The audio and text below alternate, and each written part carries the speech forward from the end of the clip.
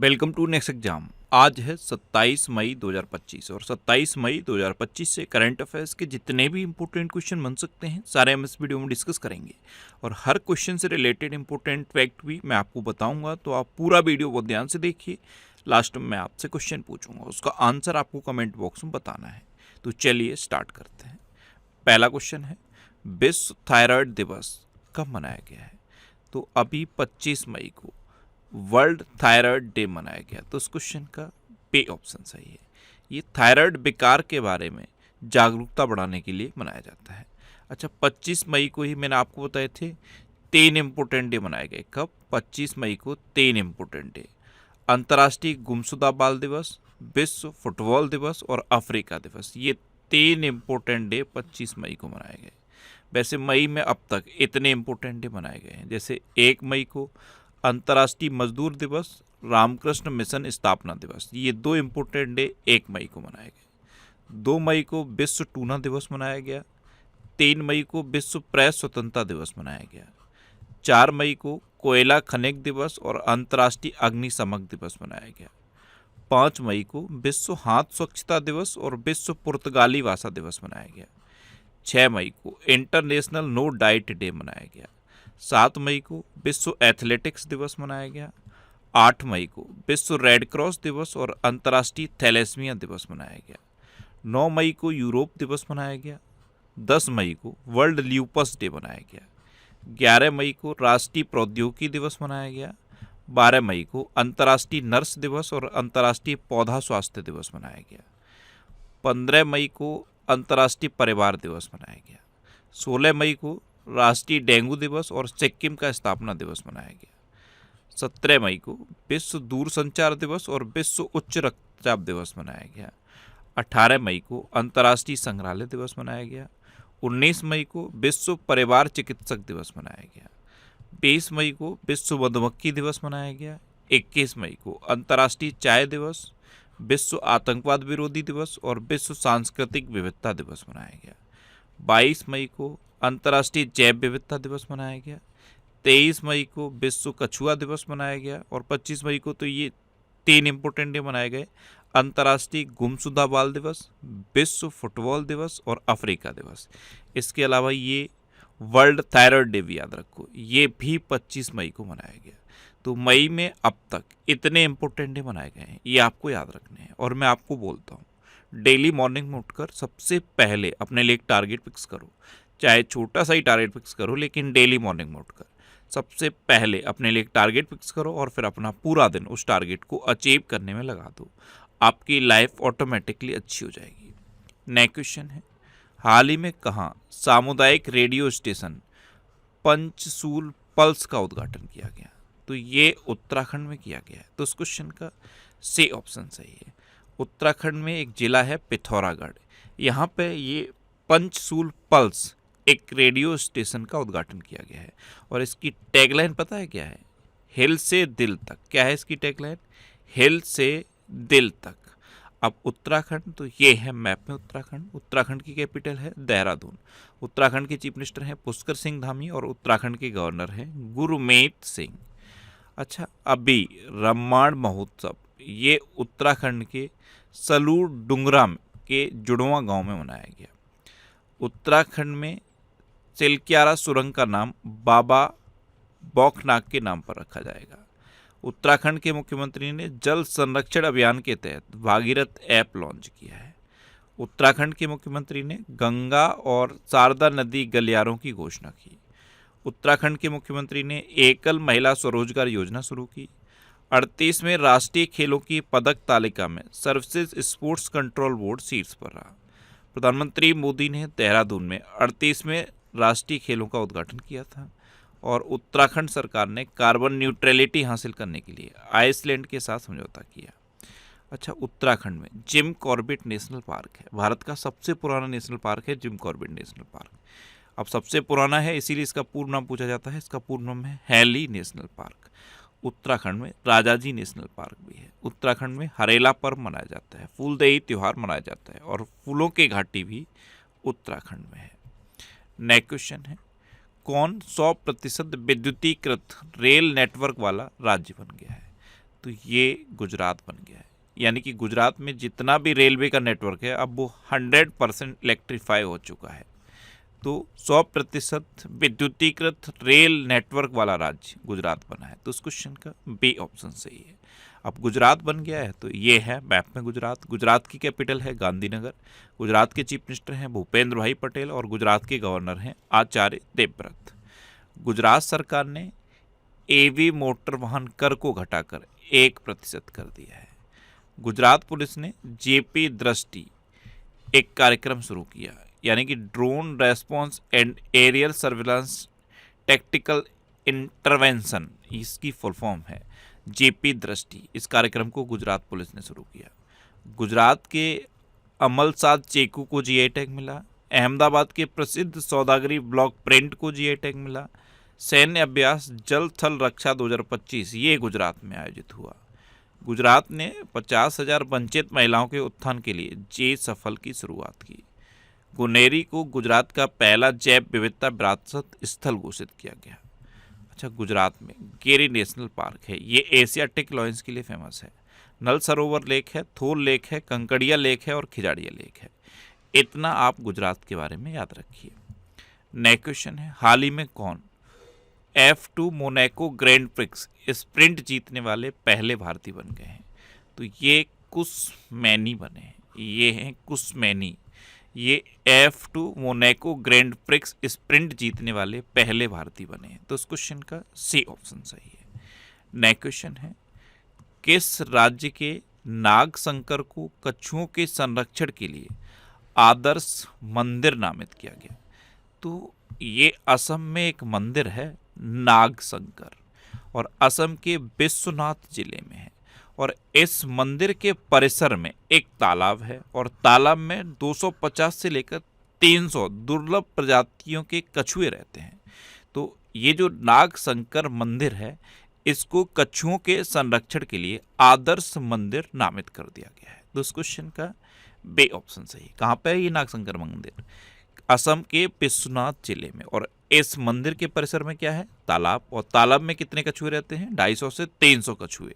इसलिए इस मंदिर को, नाग शंकर मंदिर को, कछुओं के संरक्षण के लिए आदर्श मंदिर नामित कर दिया गया है।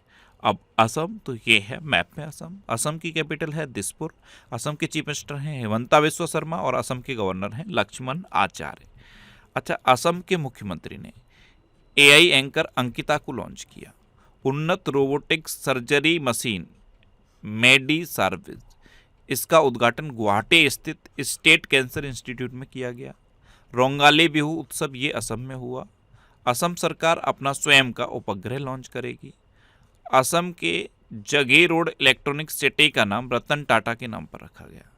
असम सरकार ने चिरांग रिपू हाथी रिजर्व को 8वें राष्ट्रीय उद्यान के रूप में अधिसूचित किया। असम सरकार ने वाथोइन को आधिकारिक दस्तावेजों में मान्यता दी और असम में झुमोए बिनंदिनी कार्यक्रम आयोजित किया गया। अच्छा, असम में काजीरंगा नेशनल पार्क है, ये एक सींग वाले गैंडे के लिए फेमस है। मानस, ओरंग, डिब्रू सैखोवा, रायमोना और देहिंग पटकई नेशनल पार्क भी असम में है। असम में कट्टी बिहू, बगरुम्बा और भोरताल और झुमर ये लोक नृत्य फेमस हैं। नेक्स्ट क्वेश्चन है, किसने दुनिया की सबसे हाई रेजोल्यूशन वाली मौसम पूर्वानुमान प्रणाली VFS लॉन्च की? तो ये भारत ने लॉन्च की है। तो इस क्वेश्चन का ए ऑप्शन सही है। ये दुनिया की सबसे हाई रेजोल्यूशन वाली मौसम पूर्वानुमान प्रणाली है VFS, यानी कि भारत फोरकास्टिंग सिस्टम। इसे भारत ने लॉन्च किया है। ये है मैप में अपना देश भारत। अच्छा, भारत 2025-26 सत्र के लिए एशियाई उत्पादकता संगठन का अध्यक्ष बन गया है। मत्स्य पालन क्षेत्र का भारत की अर्थव्यवस्था में 9% का योगदान रहा है। कृषि का योगदान सिर्फ 4 से 5% है, लेकिन अकेले मत्स्य पालन का 9% है। भारत ने समुद्री क्षेत्र में महिलाओं के लिए सागर में सम्मान पहल शुरू की। भारत ने बांग्लादेश को हराकर साउथ एशियन फुटबॉल फेडरेशन यानी कि SAFF अंडर-19 चैंपियनशिप 2025 का खिताब जीता। एशियाई योगासन खेल चैंपियनशिप में भारत शीर्ष पर रहा। नीति आयोग की रिपोर्ट्स के अनुसार दुनिया का चौथा सबसे बड़ा ऑटोमोबाइल निर्माता भारत बना है और लेजर निर्देशित हथियार प्रणाली का परीक्षण करने वाला चौथा देश भारत बना है।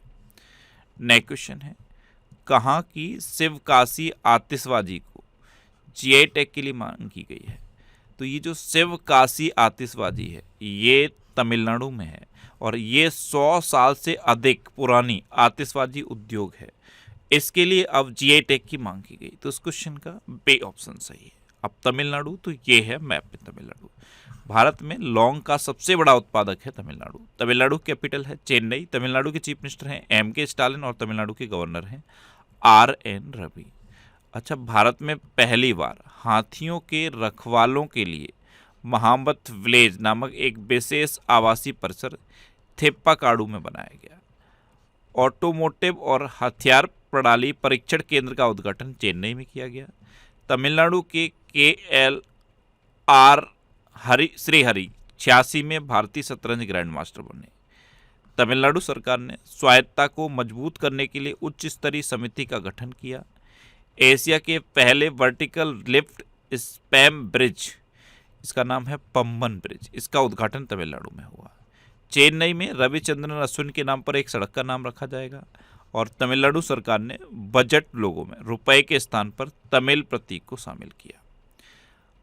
नेक्स्ट क्वेश्चन है, किसने दूसरी महिला चैंपियंस लीग ट्रॉफी जीती? तो ये आर्सेनल फुटबॉल क्लब ने बार्सिलोना को हराकर जीती है। तो इस क्वेश्चन का सी ऑप्शन सही है। किसने जीती है? आर्सेनल ने। नेक्स्ट क्वेश्चन है, हाल ही में कौन पहले खेलो इंडिया बीच गेम्स की पदक तालिका में शीर्ष पर रहा?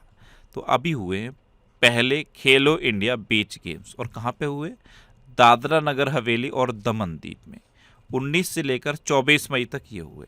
और इसकी जो फाइनल मेडल टैली है उसमें मणिपुर टॉप पर रहा है। कौन? मणिपुर टॉप पर है। तो उस क्वेश्चन का ए ऑप्शन सही है। और मणिपुर ने टोटल 14 मेडल जीते हैं, जिसमें 5 स्वर्ण हैं, 6 रजत हैं और 3 कांस्य हैं। अब मणिपुर टॉप पर है, तो ये है मैप में मणिपुर। मणिपुर की कैपिटल है इम्फाल। मणिपुर के चीफ मिनिस्टर हैं एन बीरेन सिंह और मणिपुर के गवर्नर हैं अजय कुमार भल्ला।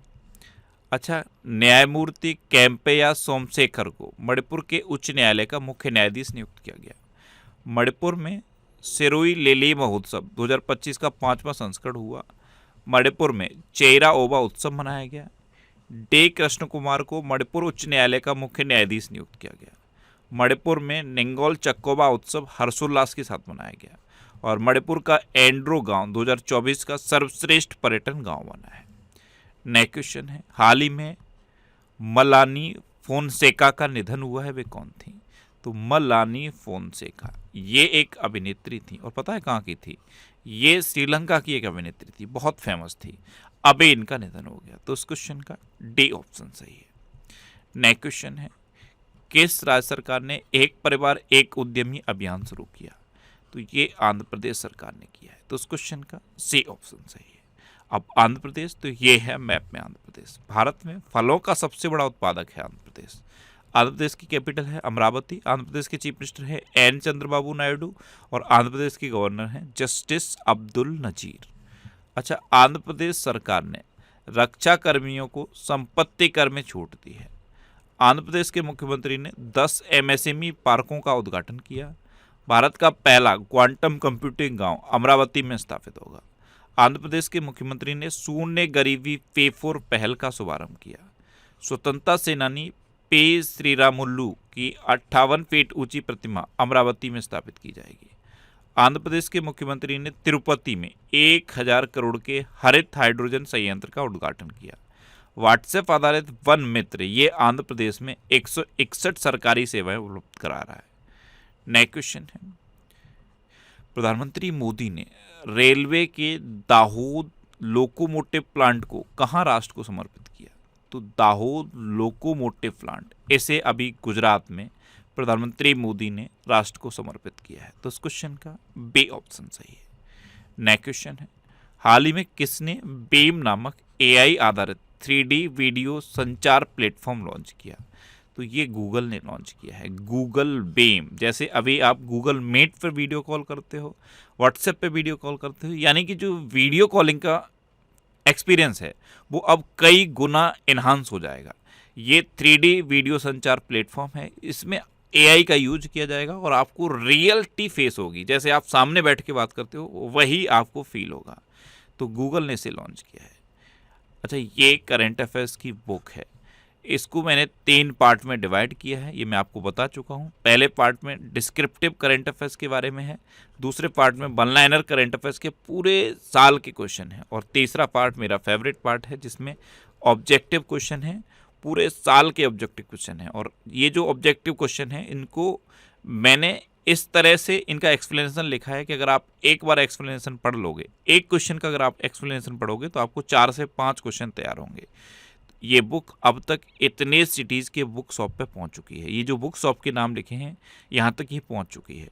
अगर इनमें से किसी भी सिटी से आप हो तो ये जो नंबर दिए हुए हैं इन पे कांटेक्ट करके आप पता कर सकते हो, आपको ये बुक मिल जाएगी।